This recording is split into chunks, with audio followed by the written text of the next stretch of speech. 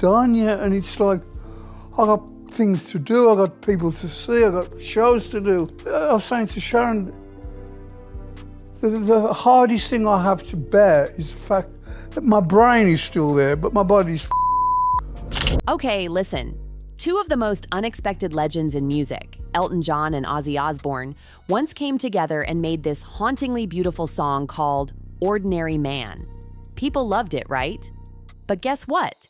That track was only scratching the surface, because now, after Ozzy's death, Elton just broke his silence. And what he said? Oh my God, it's heartbreaking. No one saw this coming. Let's start from the top, because this friendship, no one saw it coming. Like Elton and Ozzy? Could they even be more different? One's a sparkly piano king who could make you cry with one verse, and the other? The actual Prince of Darkness. But that's what made their friendship so special. It was real. It was raw. And when Ozzy passed, everyone turned to Elton, and he was silent. Now, that silence, it wasn't just because he had nothing to say. It was because grief, it doesn't knock politely, it crashes into your chest and steals your breath. Elton didn't want to throw out some cute quote. He was processing something massive. You have to understand, Elton isn't just some glittery pop icon. Long before Sacrifice or Healing Hands, he was a little boy obsessed with music. While his dad was dreaming about him working in a bank, Elton was at his grandmother's piano, figuring out how songs sounded before he could even read the notes. By the time he was 7, he was already performing. At 11, he got into the freaking Royal Academy of Music. A teacher once said he could listen to a full Handel piece once and play it back like a record. Literal prodigy. And then came that unforgettable night in 1970 at the Troubadour in LA. That was when the world realized Elton wasn't just talented, he was transcendent. From there, his career exploded. Meanwhile, across the pond, something else was stirring in Birmingham. It was 1967, and a guy named Geezer Butler had this little band and brought in a young Ozzy Osbourne. They called it Rare Breed. 2 shows in, the band collapsed. But Ozzy and Geezer? Oh, they weren't done. They found Tony Iommi and Bill Ward, 2 guys who had just lost their own band, and together they formed something that would become legendary. At first, it was just Earth. But after a booking mishap with another band of the same name, they needed something darker, something more ominous. That's when they became Black Sabbath. Their whole thing? It was eerie, heavy, gloomy. Their shows were theatrical and terrifying. When Geezer saw a creepy, shadowy figure after reading an occult book instead of running, they wrote a song about it, called it Black Sabbath. And boom, their whole identity was born.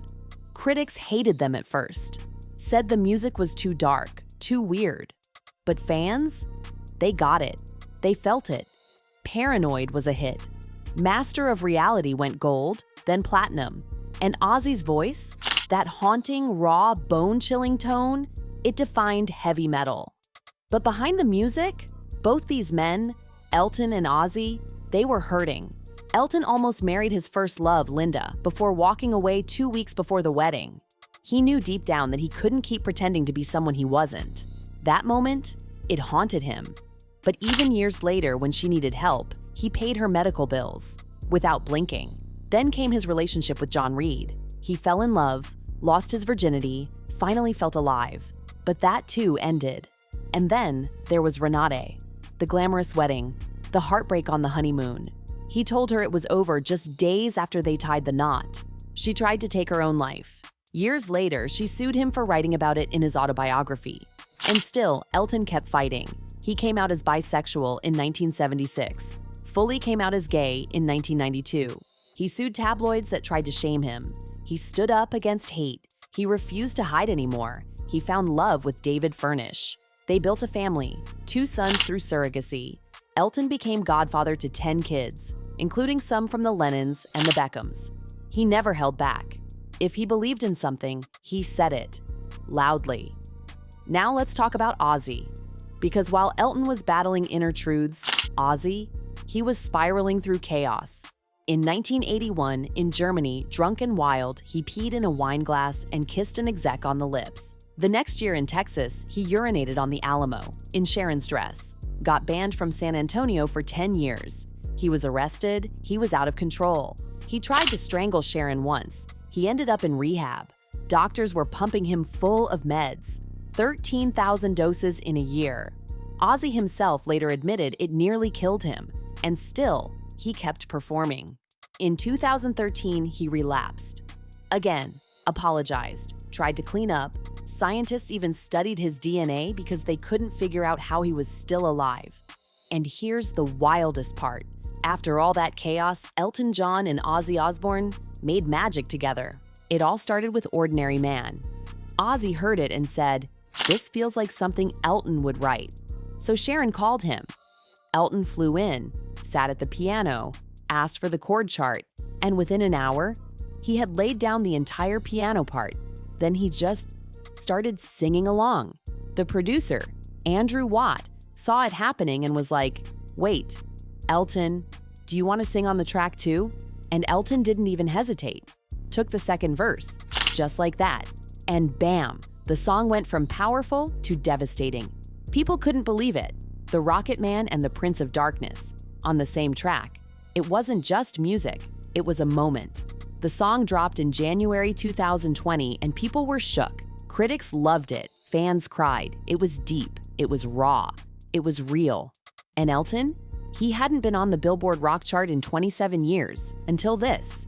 And while everyone was praising the song, no one really knew what was going on behind the scenes. Because while that song was being made, Ozzy was struggling. He had taken a fall, needed neck surgery, was diagnosed with Parkinson's, PARKIN2 to be exact. His body was falling apart, and he was done hiding. He told the world what was happening. He was exhausted from pretending. He had to cancel tour dates. His body couldn't handle it. But guess what? He kept going. He kept recording. And Elton? He never left his side. When Ozzy opened up about how hard it had been, he said it clearly. Elton was there, through it all. While others faded away, Elton kept calling, kept visiting, brought his kids, made him laugh, gave him strength. And here's the part that'll break your heart. Ozzy said that during his darkest days, Elton treated him like a true friend. Not just some music buddy, a real one. And you know what? Elton had done the same thing for Freddie Mercury. People on Reddit were sharing it, how Elton never forgot those he loved, sent cards, checked in. He never let go. But even with all the love, all the strength, Ozzy's body couldn't keep up. He spent Christmas away from Sharon, had to use a cane, did 2 months of intense therapy just to walk again. And then, on July 22nd, 2025, the world heard the words they never wanted to hear. And then, on July 22nd, 2025, the world heard what no one wanted to believe. Ozzy Osbourne had passed away. He was 76. His family released a statement saying they were sharing the news with a sadness that words couldn't even touch. It hit everyone. Fans, musicians, old friends, even people who barely knew him were stunned. But you know who people really wanted to hear from? Elton. Because if anyone could tell the truth about who Ozzy really was, it was him. And finally, Elton spoke. He said Ozzy wasn't just a rock legend. He wasn't just the Prince of Darkness. He was one of the funniest people Elton had ever met. He was a trailblazer, a fighter, a friend who never lost his sense of humor, even when his body was failing him. Let that sink in. This man, who had survived decades of chaos, addiction, arrests, medical madness, heartbreak, was still cracking jokes. That was who Ozzy really was. And Elton, he saw that side. He loved that side. Not the wild headlines or the outrageous stunts, the real Ozzy. But let's back up a bit. Because right before Ozzy passed, he'd finally returned to his roots. After spending decades in America, he and Sharon moved back to Buckinghamshire, England. That was always their plan. It was home. And even though Ozzy's health had been getting worse, they made the move. And thank God they did. Because those final months meant everything. He got to be back where it all started. He was with Sharon, with his kids. And even though his body was breaking down, he had peace. He was home. Ozzy had been battling Parkinson's, and things got brutal. He fought hard, but by early 2025, he had to cancel his European tour. His voice? Still strong, but his body couldn't keep up. That final show on July 5th in Birmingham, it was everything.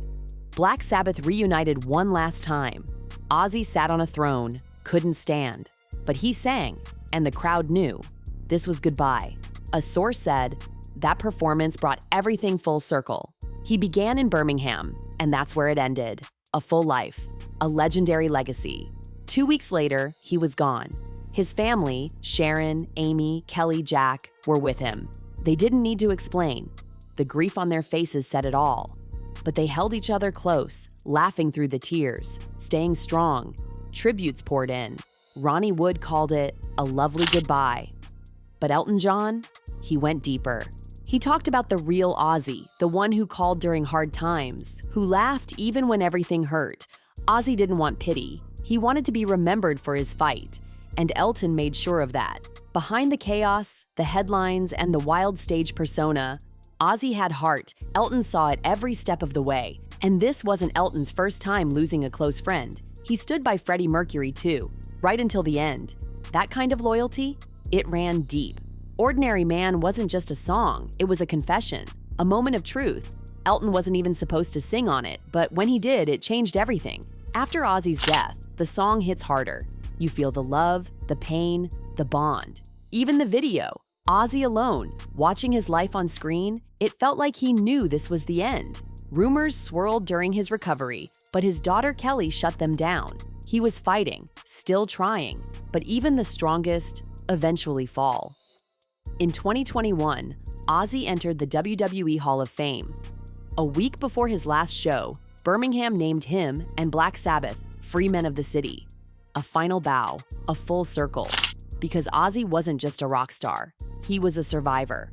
And Elton, he never let the world forget it. Underneath it all, Ozzy Osbourne was more than the legend. He was a man, a father, a friend, an ordinary man who lived an extraordinary life. And that was the truth Elton had been holding in until now.